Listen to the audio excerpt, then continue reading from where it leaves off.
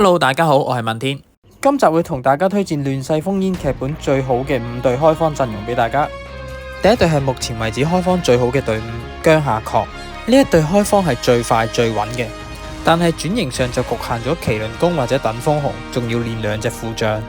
不過我之前都有推介過用呢一隊先開荒打地，然之後到咗7本出16 cost 嘅網紅槍，咁樣就可以喺48小時之內將所有戰法點俾網紅槍，唔使浪費戰法點。而開荒隊就可以改成工程車。第二隊推薦嘅係張飛、關妹同埋蔡文基。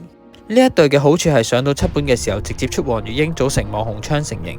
呢一隊出主隊快慳戰法，唔使用資源谷上8本留嚟升其他。壞處係打地唔太穩，兵損比較大，開荒比較慢。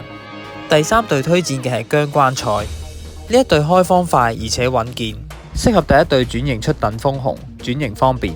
第四隊推薦三世龍。呢一隊係傳統開荒穩健嘅隊伍，武將比較容易上紅，但缺點係轉型慢，而且而家陸遜組隊比較弱勢。第5隊法馬確，適合滿紅大佬開荒用，第一隊出和馬槍。缺點係唔紅唔好試，平民唔好諗。咁最後祝大家開荒順利，無論揀咩隊開荒，最緊要穩打穩紮，唔炒車為先。